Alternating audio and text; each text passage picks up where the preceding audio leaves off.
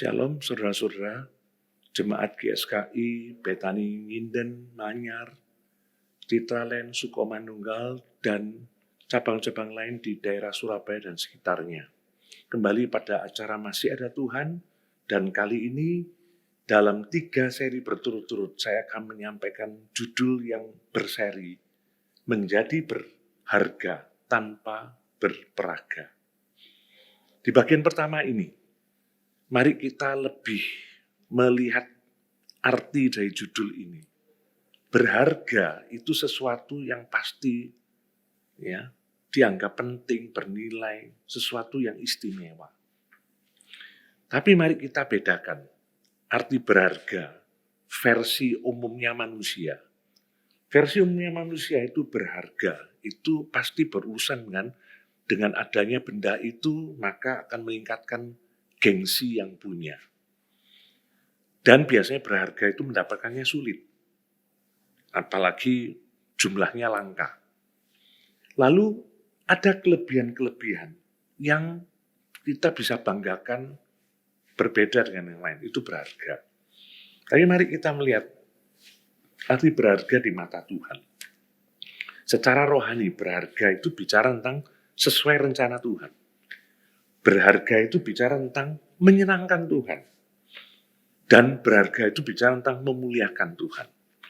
Dan mari kita adalah orang-orang yang seharusnya tertantang untuk menjadi berharga di mata Tuhan. Tapi yang aneh kok tanpa berperaga. Mari kita lihat arti kata peraga. Kalau kita lihat peraga itu bicara tentang sebuah action. Orangnya namanya peragawan atau peragawati. Orang yang biasa action itu. Hari-hari ini, apalagi dengan dunia IT yang luar biasa sekarang ini. Orang menggunakan IT itu untuk berperaga. Sosmed, segala macam itu dipakai untuk memamerkan sesuatu. Nah, bagaimana bisa menjadi berharga tanpa pamer, tanpa mejek? Nah, ini sesuatu yang menarik. Saya akan menggunakan contoh yang kita justru perhatikan menarik, ini sosok dari seorang murid Yesus yang bernama Andreas.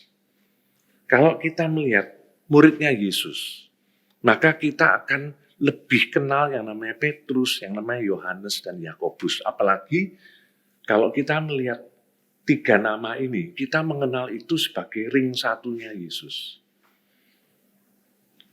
Mari kita sekarang melihat siapa Andreas, supaya kita sebetulnya menyadari ternyata ring satunya Yesus itu enggak cuma Petrus, Yohanes, dan Yakobus. Ada yang namanya Andreas. Cuma memang nama Andreas ini kalau kita melihat, ya, di dalam Alkitab itu cuma disebut 13 kali. Sedangkan Petrus 183 kali, Yohanes 42 kali. Nah, tapi meskipun begitu, mari kita lihat di Matius 4 ayat 18 sampai ke 20. Ini adalah ayat yang pertama kali nama Andreas disebut. Ketika Yesus sedang berjalan menyusur danau Galilea, ia melihat 2 orang bersaudara, yaitu Simon yang disebut Petrus dan Andreas saudaranya. Ternyata Andreas itu saudaranya Petrus. Mereka berdua bersaudara menjadi muridnya Yesus. Jadi karena mereka bersaudara pasti nggak jauh-jauh. Memang temperamen dan sebagainya, karakter menyebabkan Petrus begitu menonjol. Andreas orang yang kelihatannya biasa-biasa. Dia bukan tipe orang yang mejeng, berperaga. Saya lanjutkan sekarang. Mereka sedang menebarkan jala di danau sebab mereka penjala ikan. Memang mereka berdua adalah nelayan sebelumnya, profesinya. Yesus berkata kepada mereka, mari ikutlah aku dan kamu akan kujadikan penjala manusia. Yesus mengucapkan sesuatu yang mengubah hidup mereka. Mengapa? Karena Tuhan tidak menghendaki mereka cuma menjala ikan yang fana. Banyak dari kita ya, hidup begitu ya, luar biasa, kerja keras dan sebagainya. Tapi kita lupa bahwa apa yang kita kerjakan itu sesuatu yang fana sekali. Mengapa? Karena waktu selesai semuanya. Tuhan menghendaki lebih daripada itu. Tuhan menghendaki hidup dari Petrus dan Andreas ini. Bukan cuma menjalaikan yang fana, tapi menjalani manusia. Lalu mereka pun segera meninggalkan jalannya dan mengikut dia. Kata-kata ini keren sekali. Perlu meninggalkan untuk bisa menjadi apa yang Tuhan kehendaki. Lalu kalau saya hubungkan dengan Yohanes menuliskan tentang perjumpaan dengan ini, Andreas ini lebih detail lagi karena Yohanes ini ya hubungannya dekat sekali. Beda dengan Matius, menuliskannya begini. Pada keesokan harinya, Yohanes, di sini yang dimaksud Yohanes Pembaptis, berdiri di situ pula 2 orang muridnya. Dan ketika Yohanes Pembaptis, melihat Yesus lewat, ia berkata, lihatlah anak domba Allah. Kedua murid itu mendengar apa yang dikatakannya, lalu mereka pergi mengikut Yesus. Ada sebuah sikap iman waktu Yohanes Pembaptis menyatakan bahwa itu anak domba Allah. Ya. 2 orang itu langsung mengikut Yesus. Saya langsung lompat ke ayat 40 sampai 42.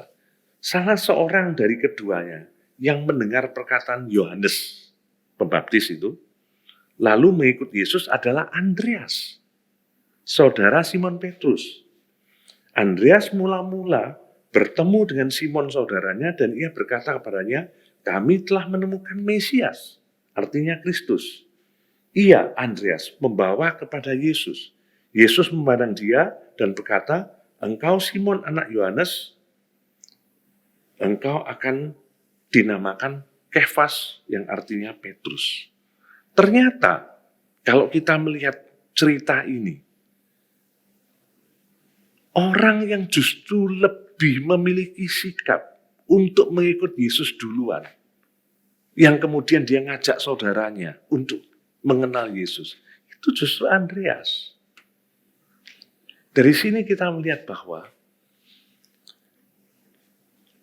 sejarah orang mengenal itu belum tentu real seperti yang sesungguhnya. Mari, kalau kita bukan orang-orang yang hebat, spektakuler, yang masuk di sosmed, masuk di macam-macam itu dengan follower yang luar biasa, mungkin kita bukan menjadi orang yang seperti itu. Tapi kita bisa menjadi orang yang seperti Andreas, memiliki posisi sebagai ring 1, dekat dengan Tuhan Yesus, untuk mengerti, untuk menyikapi dengan benar setiap hal yang nanti akan berurusan dengan kehendak Tuhan dalam kehidupannya. Di bagian pertama ini, saya mau menekankan, jadilah kita adalah orang-orang yang tidak mempersoalkan posisi, keterkenalan secara manusia. Bagian kita adalah tetap harus menjadi berharga.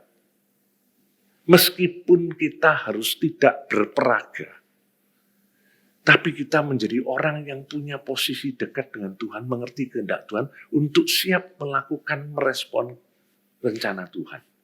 Saya sangat berharap di bagian berikutnya kita akan melihat bagaimana sikap itu ternyata menjadi sikap yang menjadikan hidup kita berharga. Kembali, yang paling penting dalam hidup kita itu adalah menjadi berharga. Apapun posisi kita. Nggak perlu harus menjadi terkenal dan istimewa. Tapi kita adalah orang-orang yang siap untuk dipakai bagi rencana Tuhan yang luar biasa. Masih ada Tuhan yang terus menuntun hidup kita. God bless you all.